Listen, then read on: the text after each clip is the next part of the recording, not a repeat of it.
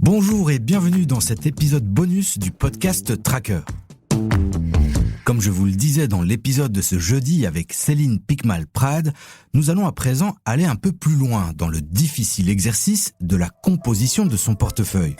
Lors de notre rencontre avec la gestionnaire d'actifs française, nous nous étions arrêtés un instant sur la méthode qu'elle privilégie pour sélectionner ses valeurs en portefeuille.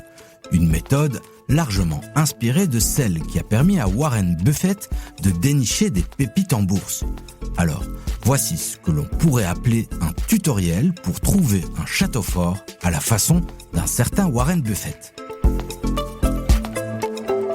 Comment est-ce que vous faites pour vous dire là c'est un bon dossier, je suis arrivé à déceler des choses intéressantes avant de faire un choix?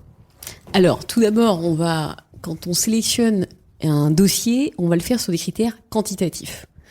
D'abord, on va se dire, est-ce que cette société elle a une bonne rentabilité? Est-ce que cette société elle a une marge qui est plus élevée que la normale? Est-ce que cette société elle a une génération de cash importante? Est-ce que cette société elle a peu de dettes? Est-ce que cette société elle a une croissance qui est supérieure à 5% au moins par an? Est-ce que cette société elle est déjà suffisamment grande? Parce que si c'est une société qui fait moins d'1 milliard de capitalisation boursière, nous, on n'a pas envie d'aller bouger le cours de bourse en investissant. Donc, on va déjà faire un premier filtre totalement quantitatif. Aujourd'hui, quand on vous appliquez ce type de filtre aux sociétés qui sont cotées dans le monde, notamment dans le MSCI All Country World, vous finissez avec, on va dire, 500 valeurs, 500 valeurs, qui pourraient être intéressantes. Et puis à partir de là, vous commencez à regarder les choses d'un point de vue beaucoup plus qualitatif. Et là, vous vous dites, ah mais alors cette société, est-ce que vraiment elle a quelque chose de différent? Est-ce que c'est vraiment le château fort de Warren Buffett? Est-ce qu'il y a vraiment des douves, des crocodiles autour? Est-ce que elle a une direction qui a une stratégie visionnaire? Est-ce que la gouvernance est de qualité? Est-ce que vraiment cette croissance, je crois qu'elle peut être répétée à l'avenir de façon structurelle? Et donc là, c'est plein de questions que vous allez vous poser et qui vont vous permettre d'affiner votre choix et de finir avec, finalement, très peu d'entreprises qui passent ce deuxième couperet. Et aujourd'hui, je pense qu'il y a 80 sociétés maximum dans le monde qui répondent à ces critères à la fois quantitatifs et qualitatifs et qui veulent être considérés comme des cibles d'investissement. Et c'est uniquement quand vous avez fait tout ça que vous regardez la valorisation et vous vous dites, d'accord, alors je pense que BYD est une très belle société parce que non seulement ils ont la meilleure rentabilité du marché dans l'automobile, ils ont une marge opérationnelle qui est très supérieure aux autres, mais en même temps, ils ont un avantage parce que BYD, c'est une société qui fait à la fois des batteries électriques, mais qui en même temps produit ces voitures et qui en même temps les commercialise. Ils ont un modèle d'intégration à l'ancienne que nous ne connaissons plus aujourd'hui. Et cette société, elle a 110 000 ingénieurs. 110 000 ingénieurs, c'est une sacrée barrière à l'entrée. Donc ça va pas être facile pour les autres de répliquer le modèle de BYD. Donc, j'ai le bon château fort, j'ai une belle histoire, j'ai un bon management, et puis je vais regarder la croissance, comme je disais tout à l'heure, et là je vais me dire, le marché de la voiture électrique, il est pas très pénétré aujourd'hui. Les estimations, c'est qu'on est beaucoup plus de part de marché pour l'électrique, on va atteindre 40-50% du marché qui sera électrique à horizon 2030, et donc je vais avoir un boulevard de croissance pour cette société. Et là, je regarde la valorisation, et là je vois que cette société, elle est cotée en Chine. Et comme personne ne peut faire de la Chine, elle est à une valorisation qui est très faible par rapport à tous ses concurrents internationaux.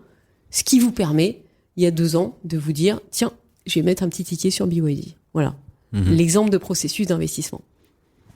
Et des dimensions, là typiquement en parlant de BYD, des dimensions plus sur l'environnement chinois, la politique chinoise, est-ce que ça rentre en compte aussi ou est-ce qu'on essaye d'être neutre de ce point de vue-là et de juger que l'entreprise? Alors, il faut oublier l'étiquette. Donc, comme je disais tout à l'heure, il y a l'étiquette sectorielle. On parlait tout à l'heure de la technologie. L'étiquette sectorielle en 2008, c'était cyclique. Donc, on ne voulait pas en avoir parce que c'était le cycle. Et il faut se méfier aussi de l'étiquette géographique. Parce que l'étiquette géographique, il y a des moments où elle est vue comme bonne ou mauvaise. Peut-être que l'étiquette géographique États-Unis, qui était vue comme exceptionnelle il y a 2 ans, dans un an sera vécue comme une étiquette catastrophique. Donc vous ne pouvez pas prédire à l'avance la qualité de l'étiquette. Si vous vous interrogez sur la Chine aujourd'hui, j'imagine que c'est parce que vous vous dites ils sont en train de nous mentir, les chiffres sont faux. Donc il faut être d'autant plus vigilant que vous savez que vous avez affaire à un pays potentiellement plus risqué que les autres. Donc essayez d'avoir le plus de sources d'informations différentes pour vérifier la validité des données. Et puis être exigeant sur la qualité de la gouvernance, la qualité de l'entreprise. Et c'est comme ça que vous allez réussir à passer le pas de l'étiquette qui potentiellement vous fait peur, qui est l'étiquette chinoise. Mais après, évidemment, quand vous calculez un prix, parce que on parle quand même de finance, donc on va calculer un prix cible pour l'entreprise. Pour le prix cible de l'entreprise, vous allez prendre en compte un discount rate, enfin un taux d'escompte. Et ce taux, il va être plus élevé si vous avez une prime de risque pays plus élevée. Donc vous allez exiger de la société une plus grande rentabilité compte tenu de la prime de risque représentée par son appartenance géographique.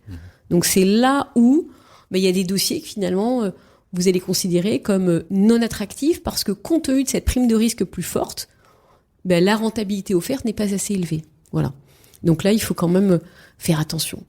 Et puis, on peut avoir des très belles entreprises avec une augmentation très claire de leurs bénéfices, une augmentation de leur rentabilité, et que même si les choses sont très bien, eh bien, les investisseurs peuvent ne pas du tout s'y intéresser. Il faut non seulement avoir les bonnes entreprises, mais il faut aussi faire attention au flux de notre métier.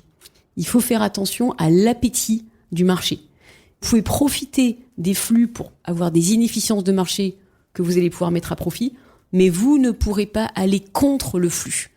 Si personne ne s'intéresse à votre produit ou à votre marché, il n'y aura pas de revalorisation et il n'y aura pas de progression du titre en bourse.